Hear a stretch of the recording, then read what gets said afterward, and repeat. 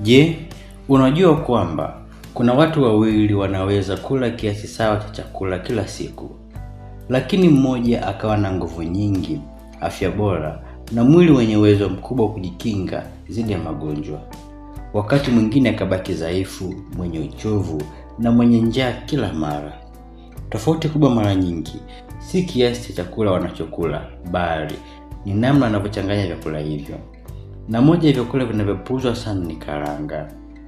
Karanga ni miongoni mwa vyakula vyenye virutubisho vingi zaidi duniani. Zina protini, mafuta mazuri, nyuzi-nyuzi, vitamini E, magnesium, phosphorus, zinki na antioxidant zinazosaidia mwili kulinda dhidi ya magonjwa mbalimbali. Lakini kuna siri ambayo watu wengi hawaijui.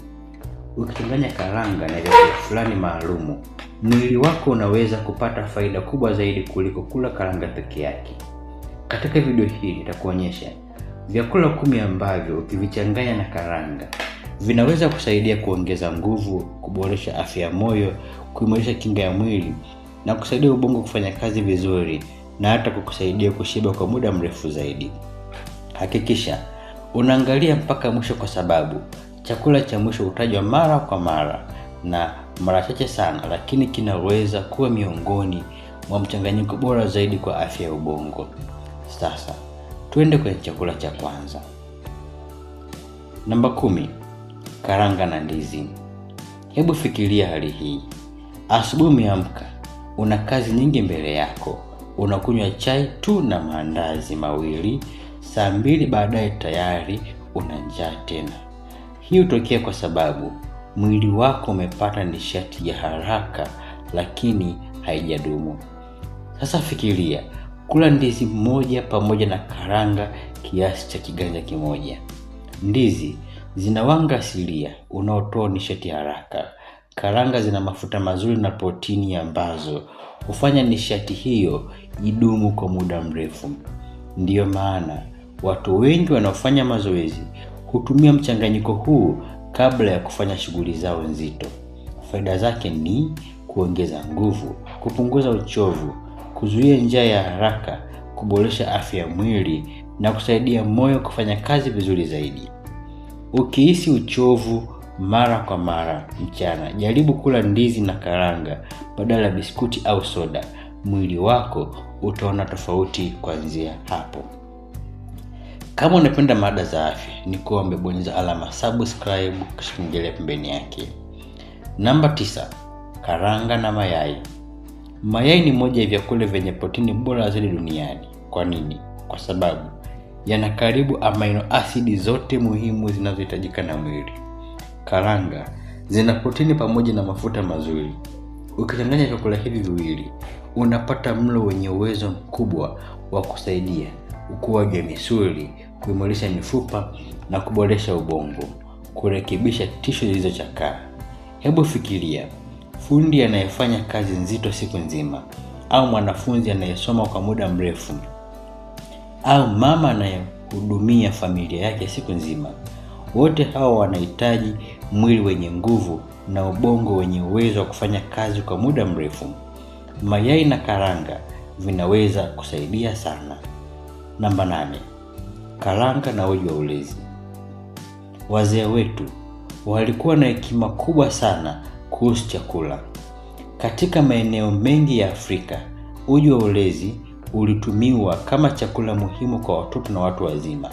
Lakini mara nyingi watu walikuwa wanaongeza karanga za kusaga ndani ya uji huo. Kwa nini?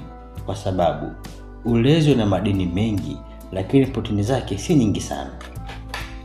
Karanga huongeza protini na mafuta mazuri. Matokeo yake, uji unakuwa na virutubisho bora zaidi. Mtoto hushiba muda mrefu, mwili hupata nguvu zaidi, ukuaji huimarika. Hii ndiyo sababu katika baadhi ya vituo vya lishe, unga wa karanga hutumiwa kusaidia kuongeza thamani ya lishe ya vyakula. Namba 7, karanga na mtindi. Je, ulijua kwamba afya ya utumbo wako inaweza kuathiriwa hata kuathiri kinga ya mwili? Wataalamu wengi wa afya wanaeleza kuwa sehemu kubwa ya mfumo wa kinga unahusisha afya ya tumbo. Mtindi una bakteria wazuri wanaosaidia kusawazisha mazingira ya tumbo. Karanga zina nyuzi, yani fiber na virutubisho vingine vinavyosaidia bakteria hao kufanya kazi vizuri zaidi. Ukila mchanganyiko huu mara kwa mara, unaweza kusaidia mmeng'enyo bora wa chakula, kupunguza kuvimbiwa, kuimarisha kinga ya mwili, kushiba kwa muda mrefu. Huu ni mlo mzuri sana wa jioni au kitafuno cha kati cha siku. Namba 6, karanga na parachichi. Watu wengi wanaogopa mafuta, lakini ukweli ni kwamba si mafuta yote ni mabaya. Mwili unahitaji mafuta mazuri kwa ajili ya ubongo, moyo, ngozi na homoni. Parachichi na karanga vyote vina mafuta mazuri.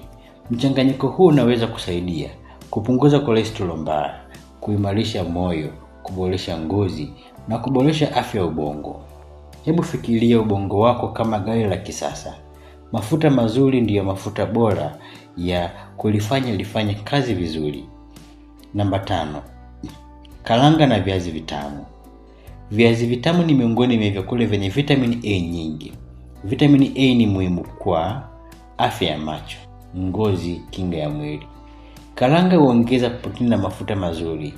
Mchanganyiko huu unaweza kusaidia nguvu za muda mrefu, kushiba kwa muda mrefu, afya ya macho, afya ya ngozi.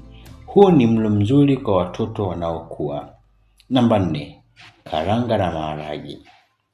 Kama kuna chakula cha bei nafuu lakini chenye thamani kubwa ya lishe, basi ni maharage. Maharage yana protini, nyuzi, madini muhimu. Karanga nazo zina protini, mafuta mazuri, vitamini E. Ukivichanganya, unapata mlo wenye nguvu zaidi. Mwili hujenga misuli zaidi. Sukari ya damu hudhibitiwa vizuri. Unashiba kwa muda mrefu. Ndiyo maana baadhi ya vyakula vya kienyeji huongezwa karanga kwa maharage. Namba 3, karanga na mboga za majani. Hii ni siri ambayo wengi hawaijui. Baadhi ya vitamini vilivyopo kwenye mboga za majani haviwezi kufyonzwa vizuri bila mafuta. Mboga zina vitamini A, K na antioxidant nyingi. Karanga zina mafuta mazuri yanayosaidia ufyonzaji wa vitamini hizo. Kwa hiyo, unapoweka karanga za kusaga kwenye mchicha au matembele, vitamini zinafyonzwa vizuri zaidi. Macho yanakuwa na afya bora, kinga ya mwili huongezeka, ngozi inaboreka. Hii ndiyo sababu mboga za karanga zimeendelea kupendwa kwa miaka mingi. Namba 2, karanga na tofaa, yani apple. Tofaa lina nyuzi nyingi. Karanga zina protini na mafuta mazuri. Mchanganyiko huu hujulikana sana kusaidia kudhibiti uzito, kupunguza hamu ya kula, kudhibiti sukari ya damu na kuboresha afya ya utumbo. Baada ya kula pipi au biskuti unapohisi njaa, jaribu tufaa au karanga. Utashangaa jinsi utakavyoshiba kwa muda mrefu. Namba 1, karanga na matunda ya berry. Huu ndio mchanganyiko wetu wa mwisho. Matunda ya berry, yani blueberries, yana antioxidant nyingi sana. Antioxidant husaidia kulinda mwili jinsi dhidi ya virutubisho, dhidi ya uharibifu wa seli. Karanga nazo zina vitamini E na virutubisho vingine vya kulinda mwili. Faida zake ni pamoja na kulinda ubongo, kuboresha kumbukumbu, kupunguza uchochezi, kulinda moyo na kusaidia kuchelewesha kuzeeka. Kwa watu wanaotaka kutunza afya ya ubongo, wanapoendelea kuzeeka, huu ni mchanganyiko bora zaidi. Makosa makubwa ambayo unayopaswa kuepuka. Kosa la kwanza, kula karanga zenye chumvi nyingi. Kosa la pili, kula karanga zilizokaangwa kwa mafuta mengi. Kosa la 3, kula karanga zilizohifadhiwa vibaya. Kosa la 4, kula karanga kupita kiasi. Kosa la 5, kutokula mboga na matunda pamoja na karanga. Leo tumejifunza kwamba karanga si kitafuno cha kawaida tu, ni moja ya vyakula vyenye nguvu kubwa ya lishe ambavyo vinaweza kuleta manufaa makubwa zaidi vikichanganywa na vyakula sahihi. Ndizi kwa nguvu, mayai kwa misuli, ulezi kwa ukuaji, mtindi kwa afya bora ya utumbo, parachichi kwa moyo, viazi vitamu kwa macho, maharage kwa protini, mboga za majani kwa vitamini, tufaa kwa kushiba, na matunda ya berry kwa afya ya ubongo. Naamini umepata maarifa mapya leo? Andika kwenye maoni. Karanga ni dhahabu ya afya. Usisahau kulike, kusubscribe na kushare video hii kwa familia na marafiki. Nikutakie siku njema na Mungu akubariki.